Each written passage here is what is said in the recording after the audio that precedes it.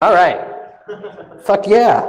I feel really loud. Am I loud? I do like Kentucky. All right. Listen. Kentucky windage? Yes, sir. You spotted it already. Yeah. Yeah! Woo! CarolinaCon. Cheers. Cheers to you, by all means. This is going to hopefully be fun, and it's hopefully not going to run too long. So I might talk fast. I'm probably talking loud, but in general, we're going to learn a lot of fun things, and you're going to taste a lot of fun things. And if you finish your tasting and a bottle goes somewhere, I don't know where it went. Wow, how'd that happen? It went somewhere else. Big thanks to a lot of people, a lot of voices, and a lot of help that went into this. Jack Daniel and I had the original idea for this way back when, well, he had the idea of Liverstrong, the wristbands that are not saying Livestrong, they say Liverstrong, which you will get in this audience. So he is just, yeah. There you go. So he is a wonderful soul, and as an homage to him, he had to be elsewhere, but I'm wearing a shirt for him tonight. Friend of mine, Kevin Head, owned a bar in Missoula, spent a lot of time there when I lived in Montana, taught me a lot of things that I didn't know and had a lot of whiskeys I couldn't afford. My buddy Chris Nickerson, a fan of pushing one's limits, especially chemically or physically or other ways. So yeah, Jim Manley, the whiskey tasting force, if you ever get around to any of the tasting events at various hacker cons, very good people. Hackers in general are very kind and sharing and will open your horizons. He is one who did that. My friend Katie, a bartender and InfoSec wizard, and taught me about other mixing of drinks in the past. Huge thanks, as you will see, my psychoholic friends who built a circuit with me. I have never done a lot of shit in my life that involved electronicals. And this part of this talk is like, I am an idiot and so can you, but you can make shit happen amazing ways. Scotland, if you've never seen her around, just another contributor to this. And people who are generous at cons. If you ever go to the No Starch booth and drink some of Bill's liquor. If Spam and his brother, Mr. Glass, are ever running a tasting. Like, people give the Whiskey Leaks crew, oh my God, the Whiskey Leaks bottle shares that happen at Millie Ways or at other hacker events with Pronto and his friends here. Share with your friends, try new things, and this is all going to be about trying new things. So I love CarolinaCon very much. I love the shenanigans that happen here over the years.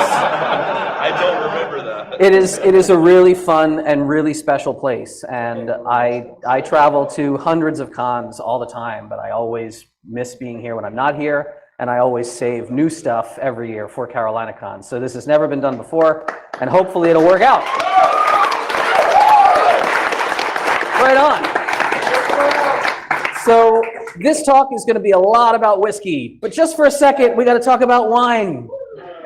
I like wine. I talked last year in my talk about, the Vivino app and finding cheap wine and, things in grocery stores, but this meme went around, right? Someone was like, hey, everyone's crafty on that Pinterest, but like, who's ever made wine in their Instant Pot? You're slackers. Well, this dude up and did it, and that's his blog all about it, and it's fucking easy. You can make your own Pruno hooch. Like, you can, get some grape juice, get some sugar. All you need is yeast and an Instant Pot. You load that shit in on the yogurt mode. You yogurt that up for 48 hours. It's a super slow cook, and bam! And then you pour it right back in the giant 64-ouncer. Put a little airlock and just let it chooch for a while. And there you go. You've got wine. I did white wine too. I have red and white wine up here. It is just as good as you expect it would taste. But she got 10% on the ABVs, so right off the hop, we're gonna go ahead and say, ooh, look at that pop. If you want to try prison wine, hey, G Mark, what's going on? And Luto, right on. Sit on up. So right now, my esteemed tasting panel is going to be subject to a lot this evening. So a hand for them, please. And I want to know if anyone up here is bold enough to try the wine. Yes, I am. I would love to try the wine. All right, use your small tumblers, your plastic tumbler glasses to. I will warn you this now. Did you all eat first? Okay. Everyone on this table, small pours. If you have a full serving of everything being presented, by the end of this talk, you will have had 17 drinks. So even the darling Dr. Deviant does not recommend that particular level of dosage of the marvelous and magical Mutter's milk. I'm down. All right. What do you think? Like, it's awful. It's really bad. Well, you have the white. You can try the red, try the white. You can. These bottles can kind of go that direction if these fellas over here want to take a little sip. But... Unofficially. All right. It tastes like despair It and a is. high crime rate. Yes, despair and a high crime rate. Carl says it's very, very kind of Mena, Arizona tasting. Yes. Kitchen All right. cleaner in here, I think. Right. I think you're So. really insulting the red. That's not. It's not that awful? Well, it's been aging for another week in shipment. I drank it when it was very yeasty. It's actually a lot milder. But all right, well, where do wine, if you're making wine, where do the flavors in wine originate? You have inputs, right? You have grape, and different grapes, different varietals will taint the flavor in one way or another. The choice of yeast that you use, is that good, isn't it? It's awesome. Yeah, so it's yeah. Your choice of yeast will change the flavor, which is why in prison, who knows what kind of yeast is most frequently used in prison to make wine? To make Pruno. Bread yeast, I heard it, bread yeast. We use actual wine yeast, so it's not that god-awful. But mostly, you've got your post-processing, your aging. And that's, leaving wine around. Wine will continue to mature. It actually, are you saying it's a little bit better than it might have been? Let me take a sip of that. No, I like it. It's better to me than like regular red. I wouldn't go that far. I wouldn't go that far either, but it's not complete bum ass. It's not white. All right. All right. Well, let's get the wine bottles somewhere else. Yes, please. Now, if you have wine and you buy wine or you make wine, this one can get out of here too. Like elsewhere. So you can age your own wine, right? Like you have a bottle of wine. Quiet down. If you have a bottle of wine, you stick it on a shelf. That's how you effectively hack wine's flavor, right? You can age it yourself. And if a wine will mellow with age, some elements will become, pronounced, some will soften. So, I mean, you can hack wine by aging, right? You can't change the fruit that went into it. You can't change the yeast that was decided before you came along. But you can age wine. And by all means, instead of building some bullshit rec room in your basement, don't have kids, fuck it, just build a wine cellar. It's a very good thing.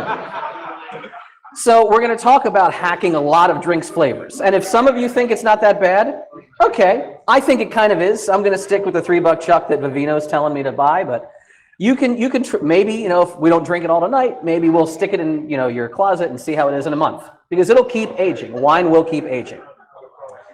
But that was a little segue. Can't hear you. Oh, yeah, behind you there. Go ahead. So yes. That was a little side note just because some crazy guy wrote a blog. Instead, we're going to talk mostly about whiskey. Or do we mean whiskey? Is it to E or not to E? That is the question. Where are we at? Where are we at? Well, that's the thing, right? So whiskey versus whiskey. The pronunciation, the spelling. So these are the countries that spell it with an E. These are the countries that spell it without an E. Well, how many of those countries have been to the moon? Yes. America. Which is spelled without an E. Now, if you're ever curious about that, Jim Manley, who I mentioned earlier, he gave a wonderful talk called Hacking Grain. It was all about whiskey. He is a distiller and a producer, and he talks about how the history of whiskey with an E started in Ireland when the Jameson cousins and John Powers, George Rowe, they wanted to separate their product on the market from Scotch. And much American distilling tradition comes from Irish immigrants. That's why we are one of the other E nations. Now, I love Irish whiskey. I will talk a lot about Irish whiskey if you want. Not tonight. Tonight we are talking about Scotch because we can do different things with Scotches. Who is a fan of Scotch? Right on. So what do you have there, sir? Oh, you have Ollam. All right. Macallan. So these gentlemen are drinking primarily better Scotches, or what some people might think of as better Scotches. The idea of single malts. People go nuts over single malt whiskey. And what grain goes in on the mash bill? Is it just one malt from just one distiller versus not? Why do people go so nuts about this? And if you're not, this talk is if you've not really been a tasting person, if you've never dove into this, this is my series of analogies that might help you understand. I use kind of a theater analogy when I tried to describe once to someone why people think single malts are this amazing thing. So imagine a huge Broadway production with all the budget in the world and the light show and the rigging and they're flying people in and out. And you can be like, oh, yeah, Broadway, I saw the show, yay. But imagine seeing a super minimalistic stage show, right? No set, black box, Like I saw Waiting for Godot when it was, basically Professor X and Magneto. I saw, Patrick Stewart and Serene McKellen, and it was the most amazing thing I'd ever seen on the stage. Not a huge production. Doing more with less is praiseworthy, and it's remarkable when you say, wow, you were so constrained that you only had this to work with. I can't believe you created that. That is your single malt. Blended whiskeys, by their nature, you have all the money, you have all the budget, you have all the options, and master distillers with their nose will kind of blend all different sources to come up with this specific flavor. And I get that, and there's a place for that. I'm not going to poo-poo it. You can get crazy deep into like training your nose with these nosing kits and taking tasting notes together. Tonight, again, because this is a lower introductory talk, we're not going to get crazy deep. Tonight, we are going to talk about blended Scotch because it's an easy bar to rise to. And we're going to have a lot less challenge on your palate when we get your feedback, okay? So, tasting blended Scotch. Deviant's super helpful chart. Shh, Jesus, people, if you're going to shout, don't be in the front fucking row. All right. He's talking to you. Yeah. Hey. Super simple chart, ready? We've got intensity and character, all right? You can think of this as how loudly it speaks and how much you actually care what it has to say. Imagine you're in a bar, right? You can think of you're in a bar, right? You've got a person who sits down next to you who's a total stranger. How loudly they speak and how much you care what they have to say. Most of your blended scotches, more or less, will fall on this kind of parabola. And there's kind of sections. So you've got this first section right here, okay? Think of this as like a 23-year-old from like Reddit with a MAGA hat and who really wants to talk to you about his new idea involving blockchain. You're like, oh my God, fuck the fuck off, leave me alone, go away. This is like anything in a plastic bottle up to like Dewar's, right? The quintessential blended scotch here is Johnny Red. Suitable only for mixing with soda or pouring down the drain, okay? Then you got this next section on my chart here. This is like, look, I don't know who you are, just don't make trouble. And maybe you could sit there. I'm not gonna tell the bartender to throw you out. So this is, like Chivas, J&B, the classic like shot and a beer kind of scotch drinkers will at a bar, a shitball bar, Johnny Black. You're anywhere around the world, it's never gonna blow you away. But like, I know what this is, don't make trouble. Yeah, I've got a scotch in my hand. Fine, and there is a place for that on the market. Now we start to get into an interesting spot, and the spot I kind of dig on blended scotches, what I look for when I'm trying to be cheap, but not have just the same bullshit experience. This is oh wow, who's this guy? He's kind of interesting. That's all right. He's not talking too loudly, but I like what he has to say. You're not pointing at me, right? You're kind of interesting. Okay, just making sure. I was very confused there. All right. Monkey shoulder, pig's nose. You got monkey shoulder right there. That is the favorite scotch of bartenders nowadays when they want to make something with a cocktail with scotch because it doesn't speak loudly. It's a blended scotch that will taste like scotch, but it's not like crazy introducing weird flavors. If you can find pig's nose, by the way, it's fucking marvelous. You should get a bottle of it. And then as we come back up this side, what's that? Better than Tapa? I don't know about that. But many things are better as you get up this way. This is the zone where you're like, oh, you're fascinating. Tell me more about yourself. This is where, like, you don't have to be a obscure name. Well-known name, Dewar's. Dewar's 18 is amazing, and it's got all this character. Still a blended scotch. You can get up into like, Red Seal by Buchanan. Rock Oyster is this briny. It's a very, very full of character, but it's worth it. It's a good experience. And this gets very subjective up here. So, we're gonna taste some whiskey. Does that sound good to you? Yep. Does that sound good to you, maybe? Okay. How to taste whiskey, a few notes about it. The biggest questions that people have, and there's a lot of misinformation about, do you add ice? Do you add water? Do you need either one? Simply put, a little bit of water will open the flavor, just a little bit. If you have any waters in front of you, you're not gonna pour it. I wouldn't recommend you use any water. If you have just like a water bottle, a little dribble from a cap. And there's a whole study that the Linnaean University did in Sweden about molecules of guaiacol and how it changes the surface tension, but nothing is wrong about a little hint of water if you want to experiment with opening a flavor. You see this more in single malt land. Tonight, I don't think we need to. And if whiskey is too much for you, it's just, you're not a whiskey person, scotch, oh my God, it's so powerful. You can put ice or cool it down. Ice cubes are fine, but they melt. Whiskey stones are this kind of trendy thing because it can be cold but not melt. I will occasionally just drop an ice sphere in there. Thank you very much. Why spheres? Well, sphere is your best density to surface area. So that's why people like ice spheres. They resist melting while being cold. A fun fact, the one on the left is clear, right? Shut the fuck up! All right. The one on the left is clear. Why is it clear? If you want to make clear ice, you know this. You're exploiting what's called directional freezing. Directional freezing is, as ice starts to freeze, any impurities in the water will be just pushed away, just pushed out of the way, right? Eventually, though, ice is usually in a tray or something. It will hit a point where this is freezing clear, but your impurities eventually have nowhere to go. And they start getting into the crystal lattice, and that's why you get discolored or cloudy ice. Most clear ice kits are insulated in some way and they leverage this idea of directional freezing. Wintersmith's is a really cool kit if you want big, like clear ice balls. It's an insulated vessel with a mold. The ice that you put in starts freezing, freezes clear, and then this is all just sacrificial space. And it might be cloudy, it doesn't matter. When you crack the ice balls out, they're clear, and this you can remelt or you can pour down the drain, who gives a damn? That's an expensive kit. This is not.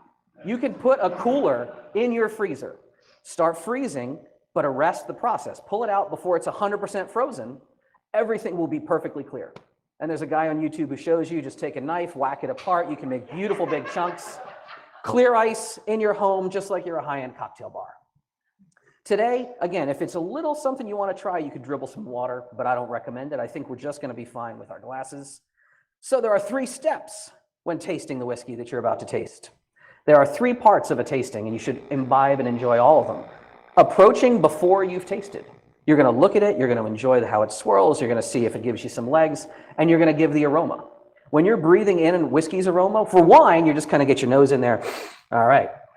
Whiskey tasting, open your mouth, because you can nuke your palate if you just hork a big snot full of that. Open your mouth up. Kind of breathe in your mouth, and through some extra action, little bit of wisp will go through your nose, across your palate. That's your introduction. That's your nosing of the whiskey. Obviously, yes, imbibe. And don't just belt it down. There's an old statement that says 1 second in your mouth for as long as it has been in the barrel for a year. So a 10-year whiskey, you're going to try to keep that in your mouth about 10 seconds. There's almost this something they call the Kentucky chew, where you're like, just get it all over your tongue, coat your tongue. And once you've finished, you've swallowed, then there's a finish beyond.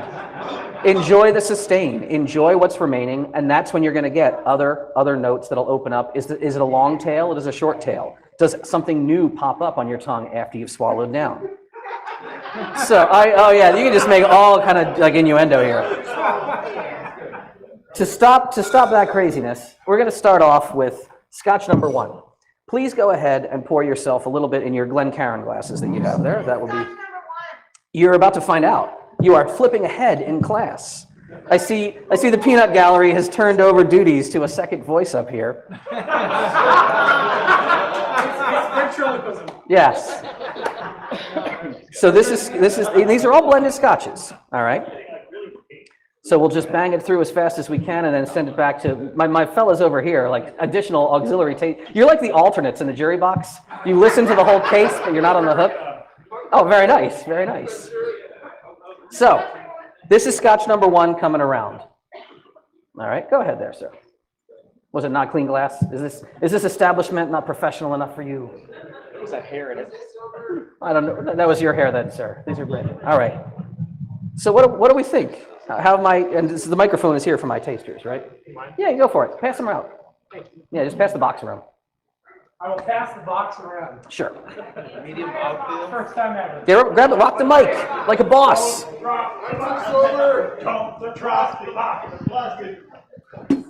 Medium mouthfeel. Test. Yeah. All right. Any other thoughts? Give me a thought. Kind of nutty. Kind of nutty? I don't like it. What is it? I don't like it. Okay, so I think it's mild. Smirkers. I agree, it's very mild. Your mouth is not needed to pass something out. Just pass the fucking box. It's like an offering plate. Just move it around. Mild. Where do you think on this scale it ranks? Give them to that side. I'm seeing pointed up here. Okay, yeah, that was famous grouse. Yeah, it's closer to the left than the right. I am so fucking sorry. I apologize for that. That is kind of a shitball blended Scotch, but it's all uphill from here. You started with the Pruno, famous grouse, and I'm gonna take you on a journey. All right. So yes, this is not revered as a particularly good Scotch. It's revered for having a good price, and that's about all. I don't recommend it if you don't need it. And that bottle went over somewhere to them. Okay. I recommend that you water refresh in your glass. Go ahead and swill out your glass. If there's any left in it, you can pitch it if you need to. What?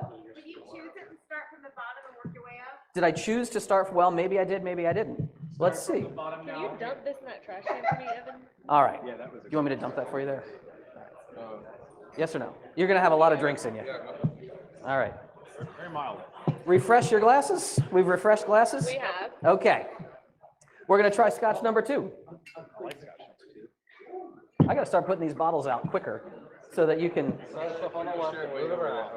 move beyond what I'm talking about here. Yeah, that'll seem fair. We'll be ready for the next one. Yes, that'll work better. All Scotch number 2? No. What? No, this is Scotch 2, 3, and 4. Oh.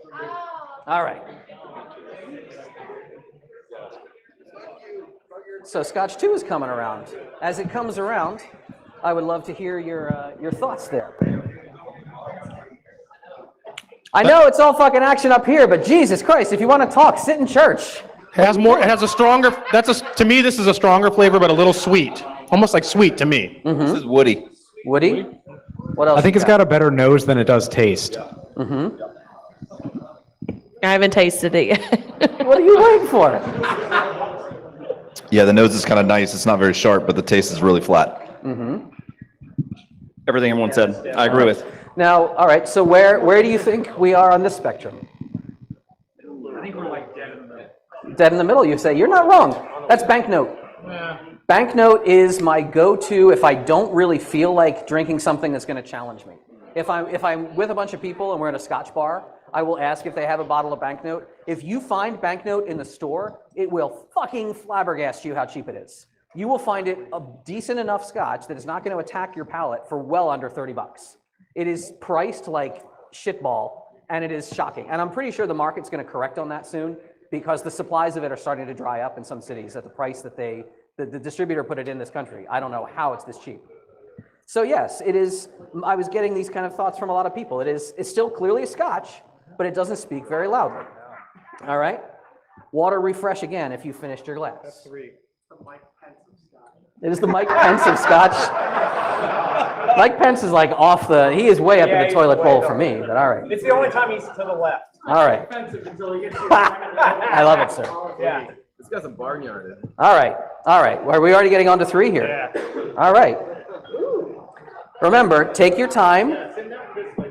Nose and breathe, taste, and the finish. I can say a lot about 3. You can say a lot about 3? Go ahead and say a lot about 3. 3 is a very polarizing Scotch. Tastes like used Band-Aids. Wow. It's got some barnyard in it. Barnyard and Band-Aids. I don't think it's brand name Band-Aids. I think it's off-brand. Oh, just adhesive strips. Yeah, exactly. So medicine-y. Some people will describe medicine-y. Yeah. Yeah. To me, it tastes like how a pool float smells. Wow. So it's just a Smoky Pete trying to be in LA. So, Exactly. So it's a blended that's trying to have airs on itself. It thinks who it is, right? Believe it or not, you know what you are enjoying and passing around. Scotch sample number 3. Where do you think we are? It has a lot to say, but I don't want to hear it. Really? Shocker, shocker. Johnny Blue. You are drinking Johnny Walker Blue. Yeah. That is Johnny Walker Blue. Yes. Oh, I bring it for my fucking friends when you're in my talks, baby. It is a very polarizing experience. It has a lot to say. Some people like what that is, and some people do not.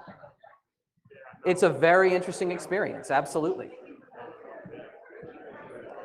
So, making distilled spirits. Shh. We got a lot to get through, people. I mentioned Jim Manley in his talk, Hacking Grain. If you haven't seen it, it's amazing. He talks about every step of the distilling process. You can get way into this crazy eye chart of like all the different flavors that a spirit can have. And, if you're doing this, like the high-end tasting, like, oh, what are these different notes of oak and cherries and dirt and crushed rock? But where do the flavors originate? Where do they actually come from in a spirit? Well, you've got sugar as an input when you're distilling. So like you could crush up fruit and make distilled spirit out of that sugar if you ferment it. What is a distilled spirit made of fruit? What is it? Brandy, yes. You can use a plant like this, not exactly a fruit. What plant is this? Agave. What if you take agave nectar? Yes, that is tequila. What if you refine sugar and make nice white sugar for people to put in their coffee and tea? You're left over with this kind of shitty brown, what is that? Molasses. If you ferment molasses and distill it, that is rum. And everything else comes from a mash bill of grains. Yes. Gin is grain. Gin is grain plus herbals. Yeah. Neutral grains would be vodkas, not always, some potato. And all whiskeys are a various type of grain. Now, the input that you're getting to germinate your sugars, that will have a flavor. Because obviously, brandy is very different than whiskey, is very different than rum. We're getting to that. You already jumped to 4? You weren't told to. Oh my God. Well, wait a minute, people. We're All right. All right. Well, all right. This is awesome. It's going somewhere. It's going somewhere. If we talk about malted whiskey, malting is just germinating the grain. You actually just lay it out on a malting floor. You allow it to be wet and then start to sprout. Then you arrest that process. So if you hear about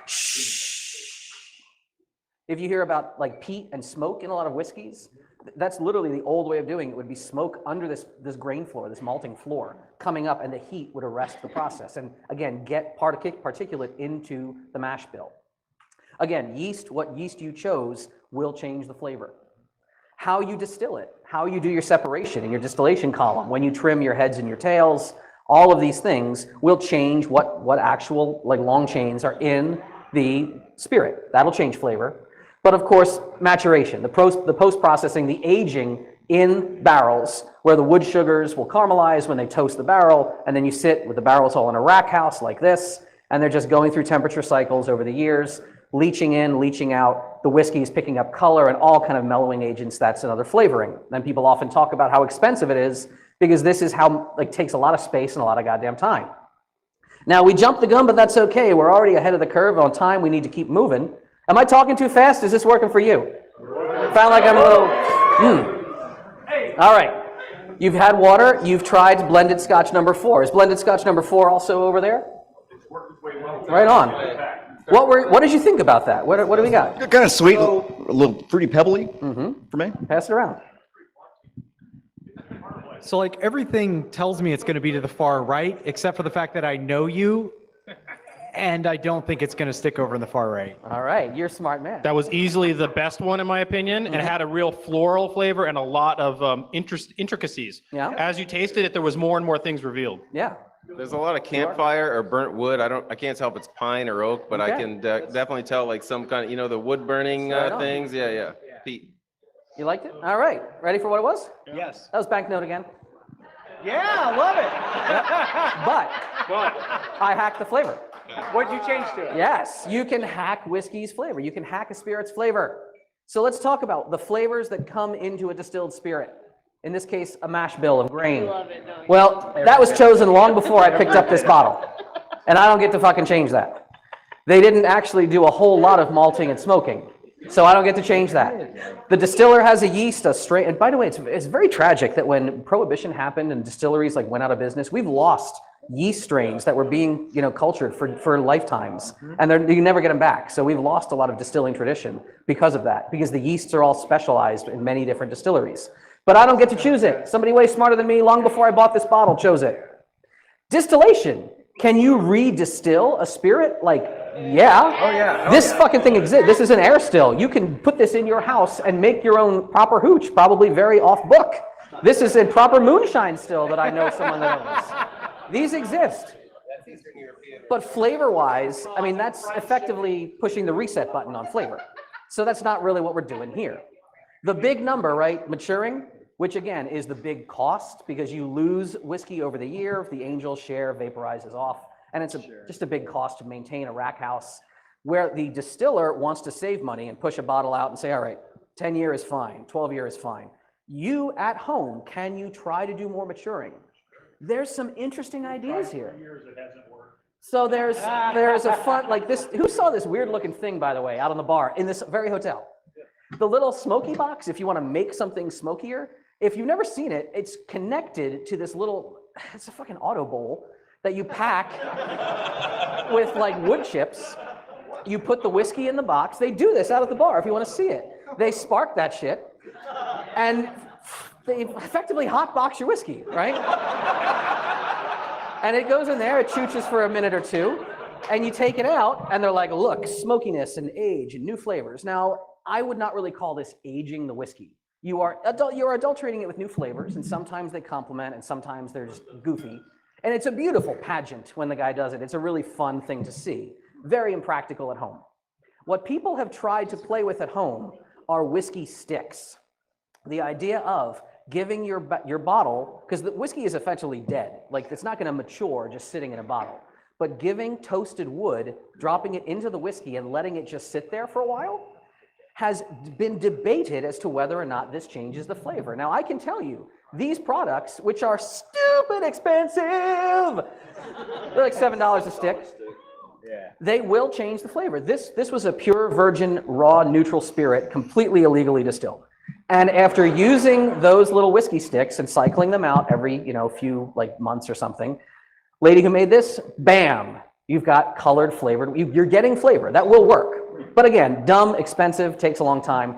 Somebody, for the expensive thing, there's another blog and Instructable, they said, dude, you can do this yourself. Like, just get like barbecue wood, it's food grade wood, put it in your oven for 400 degrees, let it chooch for a few hours, comes out, do it yourself whiskey sticks. I didn't want to pay for the freaking thing, so I just got a log and busted that thing up. Yes. Hey, look, whiskey sticks. So yeah. Hey, Dave, white oak? Yes. That is exactly what I'm tasting in there. Yeah, man. That is awesome. So again, foil wrap your packets like you're making fish. In the oven, 400 degrees. Your house smells fucking wonderful when you're toasting white oak. I made one at 2 hours. I did one at 4 hours. I took some outside because this would be like a level 1 or 2 toast on a barrel. I wanted to do like a 4, even a 4+. So I took the sears all out there, give her 4 in the driveway, and sure enough, like you can make really crazy dark char. Yeah. The foil keep the flavor in? The foil just manages the heat. Keeps the heat in contact. So again, I referenced Scotland earlier. If you don't know Scotland, the hacker, she made the Mad Max flame guitar. And you see this sometimes at Burning Man and other hacker events. So Scotland and I were talking. We're talking about using, the whiskey sticks and, doesn't they take a long time? And we started mentioning that, haven't there been studies that people are doing weird things with ultrasonic cavitation? Because you're trying to get the whiskey to get into and out of the little crenellations in the wood to get the sugars from the wood into the flavor, okay? I was like, shit, ultrasound? Let me see. Oh, sure, pbs.org, Nova must be real. I'll try it. So you go on eBay, you get yourself the cheapest Chinesium ultrasound machine you can find. Start dropping whiskey sticks in bottles, start pouring whiskey in, and just boom, just let her chooch for a while. There you go. This is literally just going to town, vibrating, ultrasonic vibration to cavitate and crash the whiskey into as many little crenellations as I can get it into. And after a day or two, you pull that out. Now I say a day or two because it wasn't running the whole time for a reason I will point out. It's a really cool idea. I was like, I can't believe this is actually not blowing up. Sure, great. And it's changing, is it changing color? And I'm pulling bottles out and putting them on my truck. I'm like, look, wow, holy shit, different colors. Things are happening. It's a science right there. Science! I tasted it, didn't kill me, didn't make me go blind. I said, all right, this is really neat, but I have a problem. The problem is this little unit has a 30-minute timer. That's a hard limit. And free malware. Yes, I'm getting a lot of steps in running downstairs every like half hour to my basement to like re-up this thing. I'm like, this is... What's a cornballer? It's totally informal. It is a cornballer. I don't know what that is. Okay. Yeah, except Mexico. Okay. Except Mexico. Well, you'll tell me what that reference is later, or maybe you'll show me. So here's what I did, and this is like, you can do dumb things too, even if you never have. Like, I know some electronic stuff. I know how to like fix, oh, the soldering iron doesn't work anymore. Find where the break in the line is. Okay, the little pixies can't go through the wire. Fix it. That's kind of my level of electronic work. I get like a circuit has copper. So I said, all right, this thing, I noticed as I was running downstairs, every now and then it wouldn't have been completely out of time, and I could just kind of re-up, add minutes, like putting quarters in a machine. So I'm like, all right, these buttons, I got to find a way to like trigger and hit these buttons with some circuit, some timer, some something.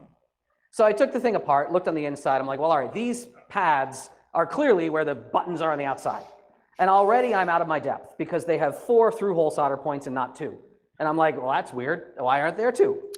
So I was like, how do I figure this out? So I just turned it on and took, a wire, and I just started touching. Don't do what Donnie Don't does. But it was fast. I went, hi, yeah, what you got? Email me in the future, please. I could have emailed you. Yeah.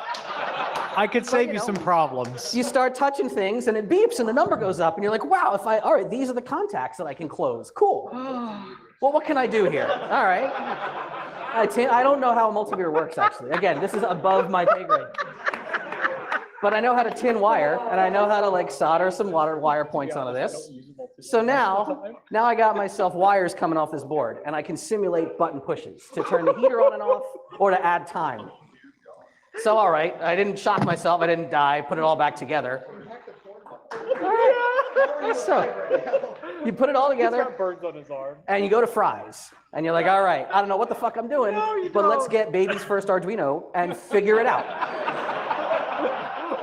I am 40 years old on this earth, and I know a lot of hacky things, and people come up to me and say hi a lot at cons. Never, ever think that the person you think is like, oh, look at that person, they do cool shit. Never think they know it all, because I fucking don't. I literally started with never planning anything, and I had to learn this. So like, I made LEDs blink. And I knew that I was like, well, I know what a relay is from tripping them out on like door sensors. Like I know if I can make a relay turn open and close, I could probably figure out how to make these wires dry contact. So I'm reading like data sheets and not quite grokking it, but I'm talking on Slack to the psychoholics and they're explaining things at 2 in the morning and I'm hand drawing ideas and then they're editing them and sending them back on Slack. And I'm like, all right, I got to buy more parts. Okay, let's get this thing. And in the end, yeah, I made this thing. And it's like a circuit. And then I hooked it up to the wires. And then when I plugged it in, I could start adding time. Wow, who knew? Technology. You finally made a hacking call. Yeah. This is just for you, Vic. I finally have an electronic-based hacking talk. Right on. So I made like a circuit, and I was like, that's ugly. Let's package it up into a little enclosure, because I like everything nice and neat and organized. So yeah, I boxed this sucker up and there we are. Now it's a nice little thing that runs effectively forever. So that works. Cornballer. Yes. So yeah. So now, this little Chinesium cornballer apparently can just run infinitely. The Mexican cornball. Okay. So yeah, and you can really start cooking. So over like a day, really dark flavor because it's nonstop hitting on this vibration. Now I think the scotch was fun, but who thinks it's bourbon time? Me! I love bourbon. All right. We're gonna do the same thing as before. We're gonna start putting bottles in. I can. It is. Here, Look, this let's is pass it over there cornball. because we want to start it. Huh, that's a thing. It's almost the exact same thing, except It is one's the meant for same frying and one's meant for bourbon or not bourbon. All right. Bourbon. Question, yes, sir. What did the ultrasonic do to the flavor? Well, that is what happened on Scotch number 4. That was a whiskey stick dropped in a bottle of banknote for maybe like a day. I will say that Yeah. it grabbed a lot of the flavor from that it shouldn't have in only a day's time. Yeah. Yeah, it had a lot of nice sweet wood flavor from the white oak that you just wouldn't see normally. Smells like syrup. So now, I did the, yes, question in the back, shout it out, cock and balls. Yes. The surface area of the wood, yes. I tried to do like a laser cut with all these little crenellations and I made this super zigzaggy thing in Inkscape and the laser at the makerspace could not penetrate the wood without lighting everything on fire. So, yep, didn't work that way for me. Now, lots and lots of crazy flavors of bourbon. people in the hacker community have been sharing their list of favorite bourbons for a while in this underground way. And Jim Manley has this piece of paper that's probably the most photographed piece of paper in the hacker world. So this is a list of bourbons that a lot of people, the slides are all gonna be online. You don't have to do the phone thing like you're at a concert. Come on now. So again, tons of flavor, tons of interesting stuff, a lot of different bourbon out there.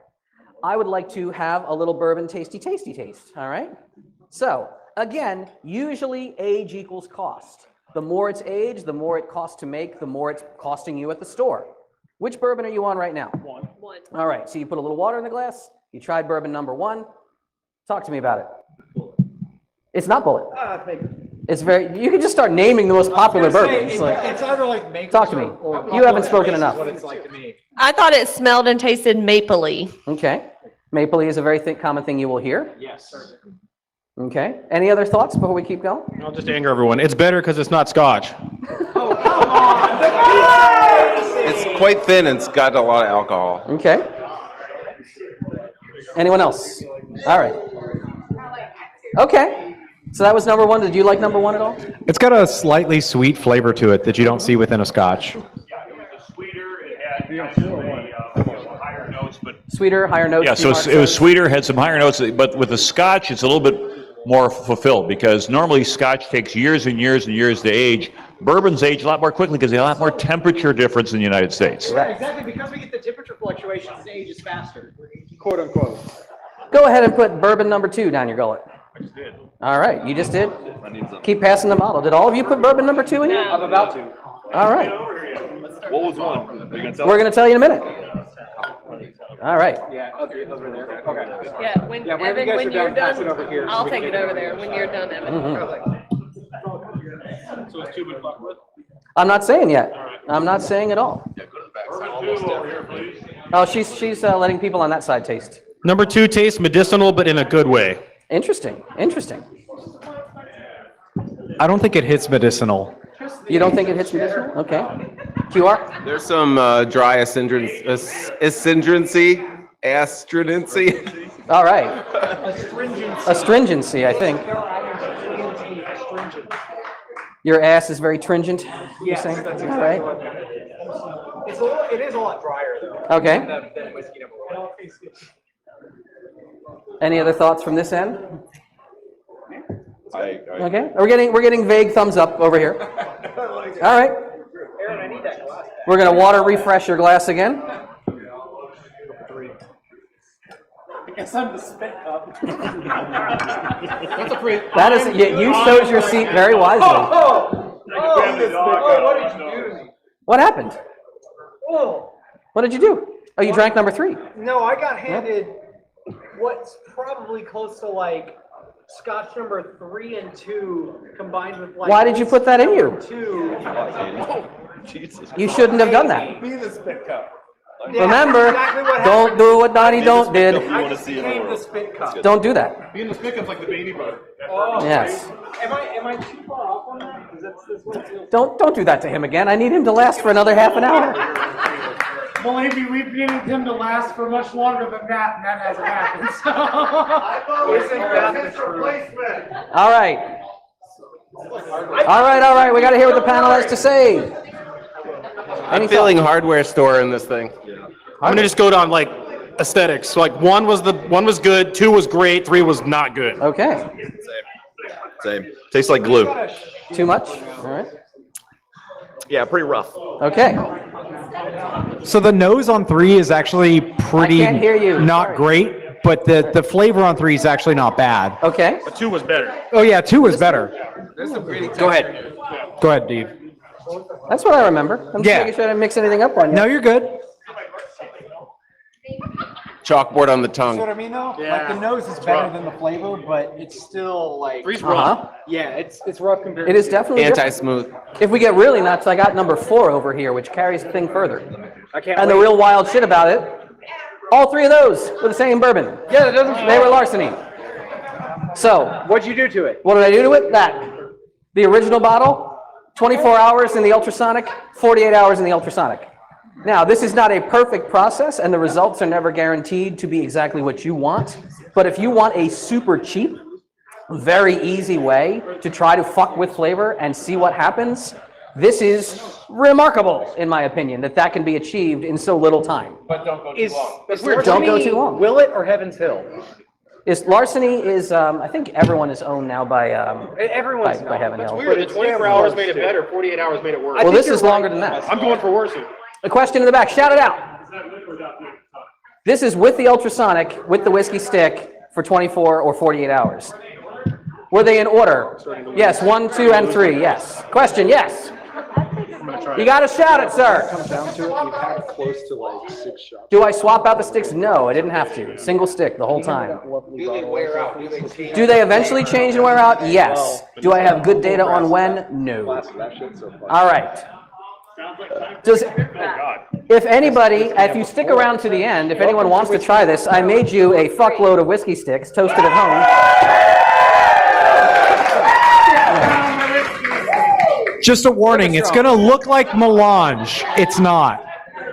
All right. 4 is fucking brutal. 4 is too much. Yep. You don't have to taste 4. That wasn't even on the official roster. Yeah, that's gone. Right on. We'll send 4 around, but all right. All right. Keep, what do you need? I'm ignoring you over there? No. Hold on. 4 is amazing. All right. Like, it's got a definitely like heavier, woodier flavor than the other ones, but it's. I like it better. All right. But I like to like dive face first into a bog as well. Before you pass that away, just give me a little 4 in this guy. Well, I like all whiskey.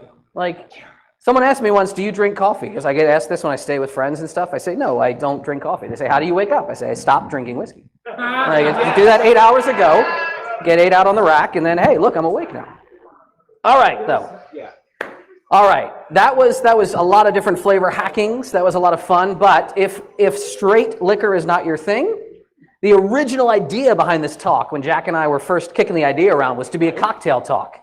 And that's the other great thing. If you have spirit that may not be to your liking, you can make a cocktail. What? Yes, by all means. What is a cocktail? How do we define cocktails? Do you have a thought? Are you suggesting that one could combine both alcoholic things and non-alcoholic things at the same time? You can. Holy shit. The actual set, what's that now? You got spirit and bitters on there, I mean, because sometimes people can't hack it, and we have to accommodate all types. We are welcoming big tent. If you have a spirit, a base spirit, and you change its flavor with any of the certain classic elements that go into a cocktail, that is the definition of a cocktail. Cocktail is civilization. Excuse me. Yes, sir. What exactly is inside of a bitters? What is inside of bitters? Yes. It's amazing you ask. I can talk about bitters, but you know who can talk even more about bitters? That's okay. Let's not wake him up. Larry Pesci can talk a lot about bitters. Larry Pesci made most of my bitters at my bar. Oh, really? I bet if you were to tweet at him and ask, hey, how do you make bitters, sir? Why did you extract the thing in the stuff? He will probably talk about that. Again, DIY, hacker fucking punk culture. Fruit will often go into a cocktail, either fruit juice or fruit garnish. By the way, this is not a bartending class, but learn this fucking shit. That is a lemon wheel. That is a lemon wedge. That is a lemon peel. That is a lemon twist. They are not the same thing. Use them right. Again, not a bartending class, but don't look like a douche in the bar. There are a few standard ways, standard terms of preparing and serving a cocktail.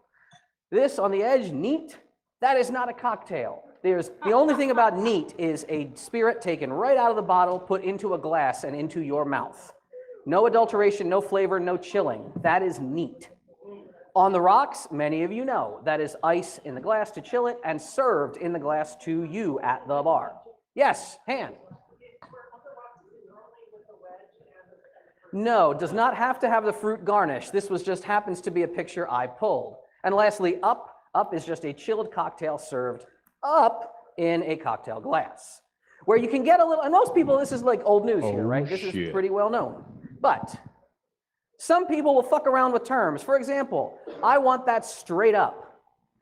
What the fuck do you mean? There is straight whiskey, or there's up. I want it in a martini glass. Right. It's just you want a whiskey in a martini glass? No, that's dumb. Don't order something straight up. You sound like an idiot. You might mean you want it neat, or you might mean you want it chilled, which would be in a low glass, but without the ice in the glass. You'll see a cocktail prepared that way. So untangling that. The history of cocktails. When did cocktails really emerge? When did cocktails kind of come out? Prohibition started. A lot of people say Prohibition. 1870s. A lot of people, you are wrong. Cocktails really came into their own during Prohibition because when liquor wasn't that good, we had to change the flavor. We had to do what a cocktail is meant to do. Yes, cocktails are way, way older. Cocktails have a very venerable history. And in fact, tonight, we are going to make a couple cocktails from the pre-Prohibition era. We're going to make a couple cocktails from Prohibition, certain Prohibition classics, and a couple cocktails from the modern era. Which CarolinaCon was that? Which CarolinaCon was that, you ask? I don't know. That was the Chapel Hill Hotel, I think, long ago. Can we make some cocktails? Are you still enjoying this? Yes. All right. Cool. So, certain very venerable cocktails, all of which predate Prohibition. Oh, and Sazerac. Absolutely. The old-fashioned, which is something that a lot of people don't drink anymore in our generation, but I think is wonderful. The flip. Oh, old-fashions are solid shit, man, but I'm going to make it in the old style. And Sazerac, which I'm even going to make two Sazeracs, one with the brandy you like, sir, and the traditional now using whiskey. Okay. The old-fashioned in the old style, using a lot of seltzer water in the mix as you chill the whiskey. This is not done anymore, but this was a very common thing to do a whiskey and soda. And then you give it some bitters, give it maybe a little fruit garnish. So a note about seltzer, by the way. Club soda is not seltzer. Seltzer is not club soda, although they are usually very interchangeable. The flavor profiles of each are very close. If you want a lot of seltzer in your home, many people have heard of the Soda Stream. If you tell yourself, boy, I would love something tasty under my palate, but I want a pricing model that's akin to ink cartridges, boy, is a Soda Stream for you. Hey, Deviant. Yes, sir. What if I happen to want quinine? What if you want quinine? Well, you'd want gin, and we're going to use gin. Right. But, so by the way, Soda Stream, who has a Soda Stream? Who pays for those fucking cartridges? Chumps, all of you. Fucking, who has a soda mod? They take the asshole proprietary threading and then they made it up to paintball tanks, which you can refill for like pennies. Get your ass a soda mod. Or if you're an insane guy like me and my wife, we like a lot of soda all the time. What's up, Patrick?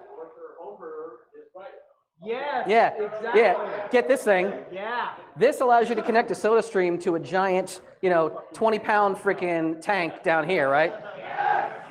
So if you look at the Soda Stream in our house, you'll actually see way down behind there's like this line, and you look behind our stove, and where does that go? It goes to this 20-pound fucking tank. So in making the old-fashioned, I'm just going to need a glass over here. And we're going to use, in the old way, it would normally be bourbon. We're going to keep with the bourbon. We lost all the bourbon, didn't we? Bourbon number 3, please. Did we lose all the bourbon? I'm going to use rye. Just literally like that frickin' Mad Men episode. This bar was set up by a blind man. There's no bourbon. Rye, okay, we're going to get some Angostura bitters. Yeah, I'm going to make that camera available. Why not do magic? Bam. Holy shit! Here I am! We're living in the future. It's like that streamed live. I know. It's the clarity is amazing on this video, right? Welcome to the Booze Network. I need a little tip of water from here. He's going to steal a bit of my water and also just Yeah. Talk us through this. mash the crap out of the sugar with, I believe, a little bit of bitters. Am I wrong? That is Angostura bitters. Angostura bitters. As I pronounce it incorrectly. That's all right. And he's going to mix the crap out of it. Doesn't it though? All I was thinking was fuck that sugar cube. He's now going to So add some ice to a we're going to put whiskey. And whiskey. again, the old way of doing this would involve fuzzy water. Rye whiskey. Where does fuzzy water come from? Well, usually just from shoving a bunch of CO2 in water, although there is naturally sparkling water. Do you think they shoved a bunch of CO2 in water back in the 1870s? Or did they They would have find it originally from gotten naturally springs carbonated water. or something like that? Yeah, okay. Water that didn't shave.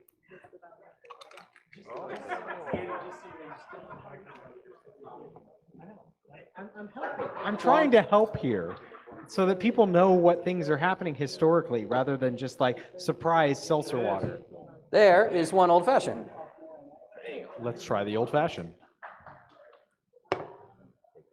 All right then. I can do that. Yeah, we're good. We got this. It's got a great citrusy, like rye wonderfulness. Well, we're gonna make it. That's nice. Yeah, it's really good. Right on. Yeah, the water doesn't really kill it. The water just changes the flavor. Oh, we're gonna get through it. We're gonna get through this all right here. Boozy, not bougie. Right on. Keep going. We're gonna keep going. I was enjoying that selfie there for a second. I can taste the orange. Very pleasant. I think overall it's Thank you, sir. pretty like tame and it's got a good overall flavor that goes to it. That's the quickest old fashioned I've ever seen. That is the quickest old fashioned because I made it so fast. Didn't muddle the fruit. Yes, don't pink the drink. Exactly. Thank you for not muddling the fruit. It's not muddled, but the rest Oh, of the actually, I don't want that. Yeah. The sugar actually was muddled where the fruit wasn't. So you didn't Okay. get like the destroyed fruit flavor to go along with it. Yeah. Oh, we're Exactly, off the- not mashed. Yeah. Good call. Bitter part of the orange peel. Kentucky flip. Well, the So- bitter part of the orange peel is actually a good different part of the drink though. Yeah, exactly. Benedictine You get the nice Bambouille. flamed orange peel, which is great.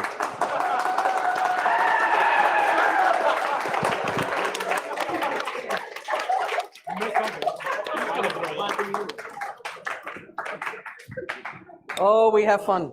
Congratulations, Deviant. You got an applause. So, it's all good. We're good. We're There was good. applause. All right, all right, all right. Keeping it moving because we got hacker trivia and stuff going on. Hacker trivia. All right. I am going to make a flip, which is easily one of my favorite fucking drinks to make. It's always funny because it blows people's mind when you take an egg out and you say, oh, I'm going to put an egg in this drink. And they say, really? And you say, yes, I'm actually throwing an egg in the drink. But Deviant, everyone always only uses egg white in their drinks, not entirely the whole egg. You can use a whole egg. There's nothing wrong with it. And in fact, this kind of flip, which I'm first incorporating with a dry shake.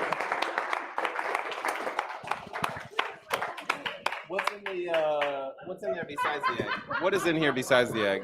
What is in these besides the egg? We have 2 measures of whiskey. We have 1 measure of Drambuie, which is a cordial based out of Scotch. And we have that was 1 measure of Drambuie and 1 measure of Benedictine. So you'll have a little bit of sweetness in here. In And addition, no ice, so it just shakes. well, we're gonna, together. so the first shake called a dry shake, which is just a shake with no ice, is to incorporate the egg really well. Then we're gonna drop the ice, and I'm gonna look for cream. So this is gonna come out almost like an eggnog, but we're gonna do some fun shit here. This is a double shake. So yes, this will be a double shake and drink. Can I have a cocktail glass here? Yeah, the double shake I think is going to actually work out really well in our favor. I mean, it's going to suck to be everybody else that doesn't get a sample of this, but I think it's going to be amazing. Because you don't see that very often. Like usually with an egg drink, you'll see like just the egg whites and you'll see them shake it for like a minute and a half and they'll feel really bad and then you'll want to tip them really hard because they worked really hard to make this drink. Yeah, exactly. You only get 1 shake usually, like this lovely man said here. What is, if this is almost an eggnog, what is a typical spice that would go on top of an eggnog? Definitely nutmeg. Nutmeg, yes. You can, Or cocaine. you can use ground nutmeg if you want. If you want to, you can. But I'm more of a fan of grabbing a microplane because there's a little bit of fanciness. Ready for this? Hey, Deviant, that looks a little familiar. That like design there. Oh, something's gonna happen. You'll see. Would that have Yes. anything to do with like the game of life? This that is might. Conway's demise. Conway AF. Bam. Oh. Oh, you can't see it, but we had a little glider eggnog there for you. Woo! Oh no, start it over here. Barista. Yes, please. What do you think? Nutmeggy and eggy. Yeah. Yeah, you had a little preview of this one. Eggnog is a good analogy. Yeah, Yeah. it's very eggnoggy, but it's all good, right? I would say that is highly integral approved. Oh, we need our take box of the yolk. glasses. Okay. We need, shoot. Don't be scared of yolk. I'm gonna need extra glasses here. If I can have each, probably. I love eggnog We're and it gonna tastes have just like one, eggnog. two. Toss it. I feel like You I done could with it? drink that and still be on like a keto diet. If you can. All that protein from the entire. All right. We're still doing okay. We're still making it work. Delicious. Are you still enjoying this? Would you define All right. that flip as keto approved? As keto approved? I don't know. I'm not a nutritionist. Do you know the etymology of the term flip? No, I don't. Someone's holding shit up. There's too many inputs. Too many inputs for Deviant. Oh my God. Are you gonna throw me out? Is that what you're walking toward me? Don't throw me out. Okay. Who wants to see the next cocktail? I'd like to see a Sazerac. All right. We are going to make a Sazerac. A Sazerac is rye based. And the rye will have a type of bitters that you normally don't, I don't fucking measure it. I'm just going to bam. A type of bitters that you normally don't see used. Do you know what type of bitters it is? Well, it says Peychaud's up there, but It is, yes, it is Peychaud's. so I realize what I'm giving you exactly would context. that be? Peychaud's bitters, they're a very medicine-y tasting bitters, actually. They are. Was a medicine. Talk about it. You know history.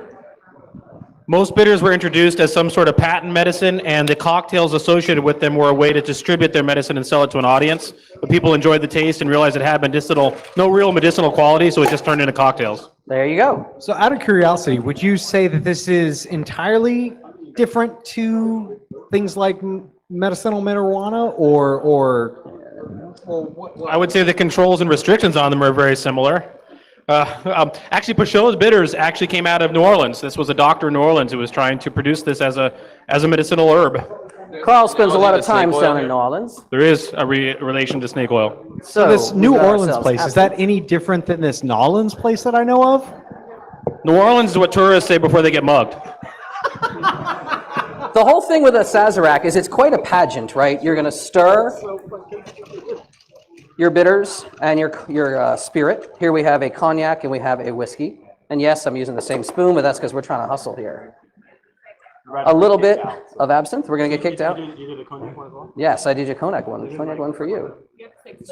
I have 6. We can make this in 6 So minutes. Sazeracs No problem. originally were made with cognac, but then after a parasite destroyed wine and cognac production in France, it switched to rye whiskey. This So guy, the look at this original guy. old world Sazerac is made with cognac, and the modern Sazerac is made with rye whiskey. Bam. But still, there's some sort of absinthe component no matter what, correct? Yes. Originally, there was a real absinthe wash, but when absinthe was illegalized, they actually switched over to what's called a pastis, or essentially a fake or ersatz absinthe, like Pernod, or things that were similar to absinthe without wormwood. So the wormwood itself, would you say that that's actually like the part that was the problem, or was there something else? It was the part that was demonized, although it turned out to actually have no real effect on people. It's just another That's the moral right. panic. So all of these authors that happen to think that wormwood Thank was you the so thing much. that gave them their wonderful kick, essentially. What do you say about that? They're in the same wonderful category as Alex Jones. Impossible to beat that. What do you think of the Sazerac, sir? I think I need another taste after the Alex Okay. Jones comparison. Ah, it's excellent. I love Sazerac. So we're not going to talk about this whole video. There's video of me like making a Sazerac on a plane, and the very end of this talk is going to explain how I'm doing that with things that you normally don't just like get the flight attendant to have Peychaud's bitters or absinthe, right? So you can absolutely do that yourself, but we'll show you how in a second. Prohibition era. 2 awesome cocktails that we're going to make back to back. The martini and the sidecar. Now, the martini, the ratio, what is in a martini?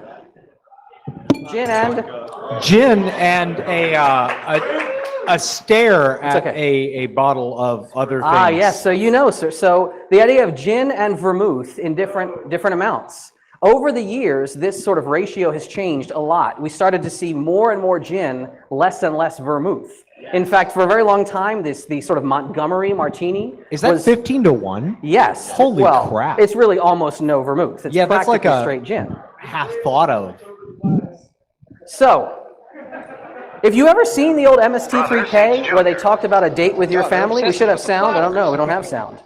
There's a joke that they threw in mother to her about chair as he oh, put more his best gin girl. pop, The less and said about Field this, Marshal the better. Montgomery. That was a joke. Oh, well. That was a reference to More the gin pop? Montgomery martini. Field The Marshal fact that Montgomery people sits back down then to were eat. basically Yeah, just drinking smash it. straight spirit and calling it a cocktail at that point.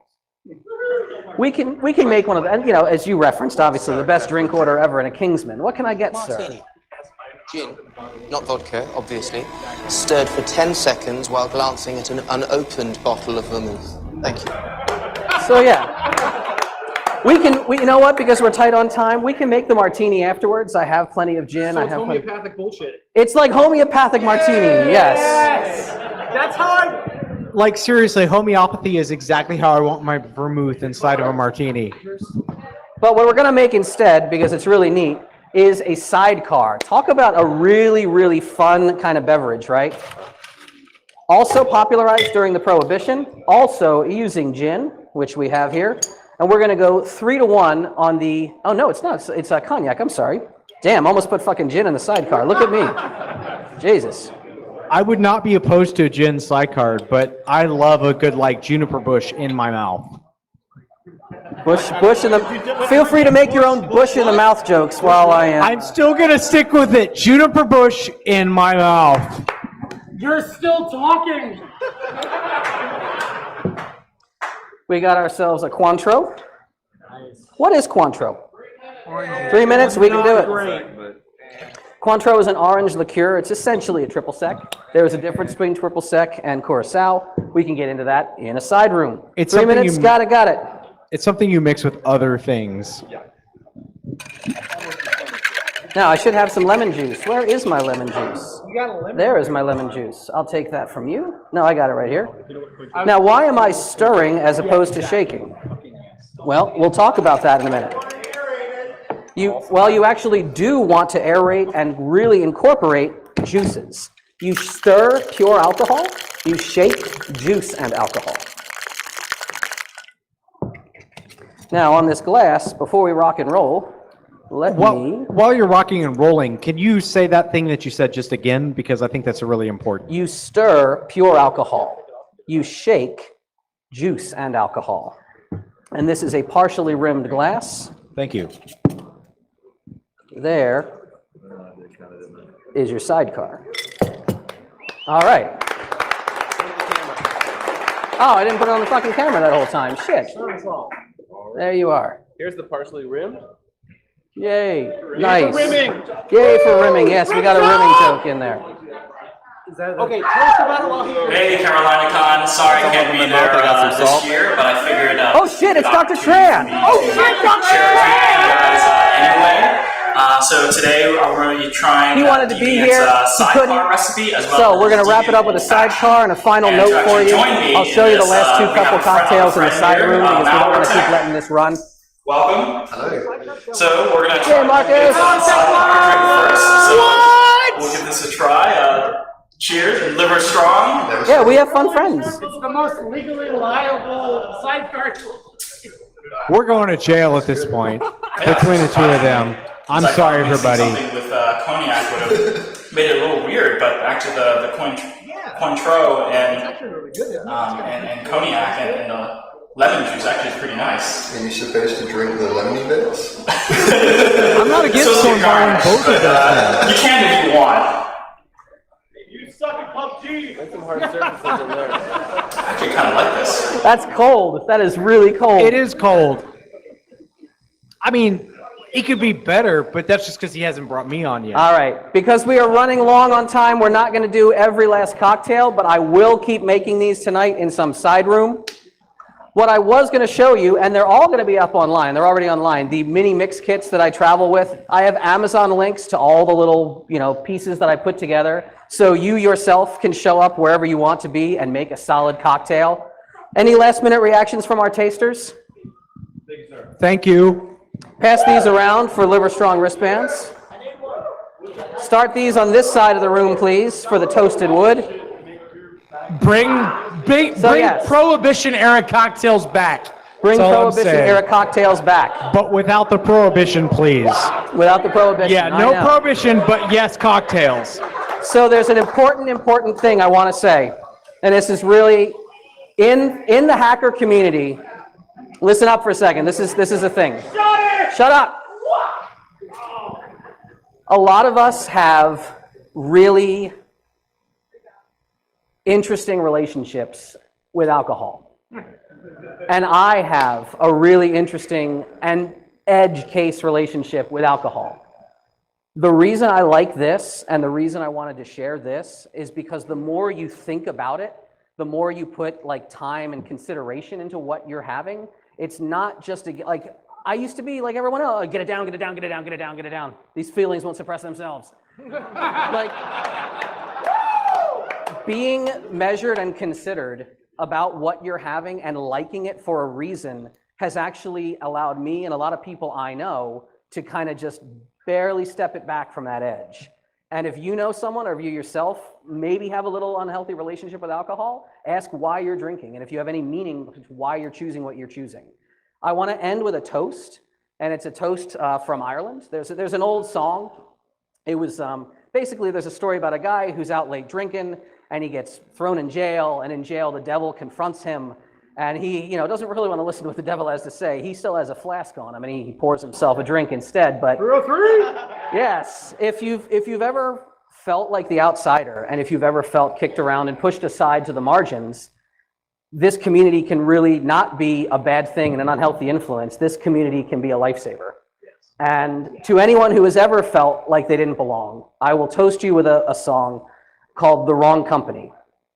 And if you know it from Flogging Molly or anyone else, you may have heard this.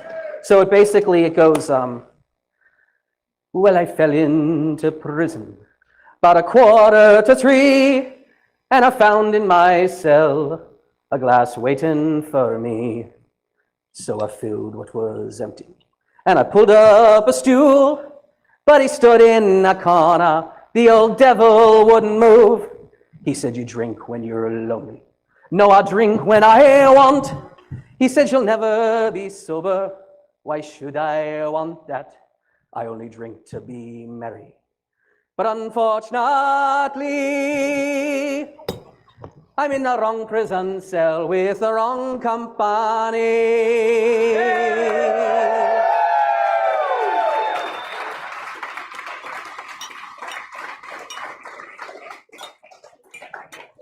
Thank you so much for the extra couple minutes. There's a whole lot more. The slides are online. Love you, CarolinaCon.